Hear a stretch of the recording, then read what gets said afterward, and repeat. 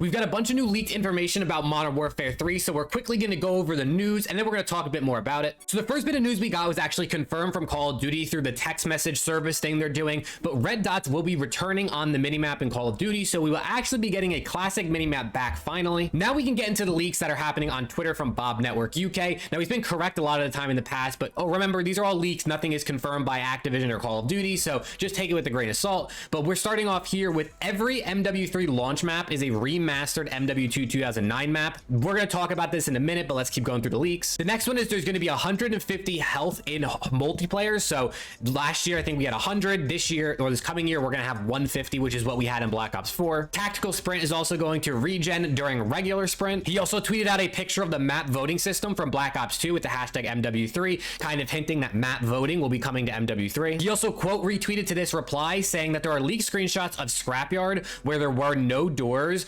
and there were doors on this version of Scrapyard in 2019. So it's looking like we might not be getting doors in MW3, but if we are, at least as of right now, it looks like they're not on the Scrapyard. And then two more real quick tweets here from Charlie Intel. They kind of talk about here how they think everyone should wait until Thursday for the reveal to make an opinion. I've seen a couple different leakers and news sources saying this. I don't know if they're just saying this or if maybe they know more about the game that seems more promising or less promising than what we're already seeing. And then in case you're wondering, the reveal is on Thursday, August 17th, which is 2 days from now at 10:30 a.m.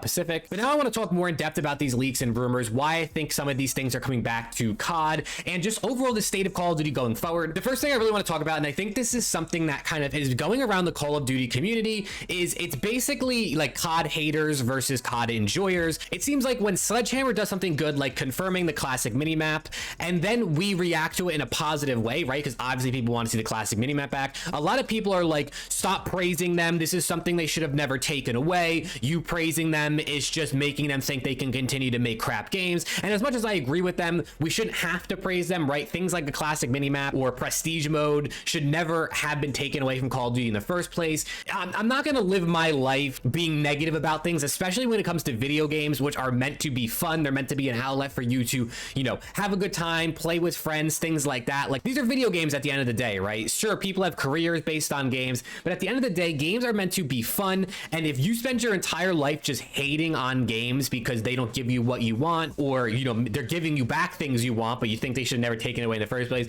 it just seems kind of like a sad way to live, in my opinion. I'm going to celebrate the things that they do, and I'm going to praise Sledgehammer, Activision, or Treyarch, or Infinity Ward, whoever it is, when they give me a feature that I want. And that's just how it's going to go. It's a video game at the end of the day, so can we please just all have fun? In terms of all the leaks, things like 2009 maps are returning, 150 health and multiplayer, map voting system, maybe no doors. All of those things sound good to me. I think all of those are things that, are happy to see returning to Call of Duty or coming to Call of Duty in some extent. And overall, I think that's good. And I mean, we kind of thought we were getting MW2 2009 maps as the second year of MW2 2022, but we're going to be getting an MW3. But this kind of leads me to my next point, which is we need enough new content in MW3 in order to warrant this being a full release game. Obviously, this is not a DLC. This isn't going to be $15, $20, $30. This is a $70 full release. So in order for me or for anyone to be justified in paying a $70 full release game, there needs to be enough new content to warrant that. And hopefully we are going to get that with MW3. The whole, or at least my whole theory as to why they're copying over so much of MW2, things like the weapons, bundles, operators, all those things like that, is mainly because Sledgehammer didn't have enough time to build out a full game, right? They only had 1 year from the end of Vanguard to start building out this MW3 game. So they did not have enough time. So I think taking the core of MW2, copying that over to MW3, and then adding some changes, which honestly are probably pretty easy on their end, like the classic mini map, adding things back in like map voting or changing the health to 150. I think adding those sorts of things make the game feel different enough, but also is less work for them. So I think they kind of found shortcuts and ways to cut corners in order to sort of satisfy the player base, as well as make the game feel new enough to charge $70 for it. You also have to consider they had to make a new full campaign, right? This new Modern Warfare trilogy has honestly had a pretty good campaign, in my opinion. So they have to make a whole new campaign for MW3. They're also working on zombies. I'm sure they have lots of updates for things like Warzone. So there's a lot going on that they also need to do outside of multiplayer. So that's kind of why I think they're just sort of porting over the basics of MW2 and a lot of the things like the guns, and then that can limit the amount of new stuff they actually have to add in for MW3. I think in terms of things I'm still looking for, I would love to see more confirmation of unique maps and unique weapons coming to MW3. I definitely, like I've been saying, if I'm paying $70 for this game, I want it to feel new. I don't want to load into MW3 and have to use a Vaznev or have to use attack again and just use all the weapons that I use already in MW2. So I would love new maps. 2009 MW2 maps is cool because a lot of them can be new because we haven't seen them in so long. But I also want to see unique maps that we've never seen before. I want to see newly designed maps. I think that's just one of the most exciting parts about a new COD game is hopping in on day one and learning all the new multiplayer maps. And then also I would love to see prestige mode return. I know we've kind of had some sort of prestige mode sort of somewhat coming back as the years have gone on through the seasonal prestige and all those things, but I just would love to see a classic prestige kind of come back into the game. But I feel like we're not going to see that. I think that's kind of been done away with because of the new seasonal model, which is making them a lot of money. And the last thing that I just want to touch on, this is like total side thought from me, but with this whole MW2 content being in MW3, we're probably going to have to keep MW2 installed on our PCs and consoles,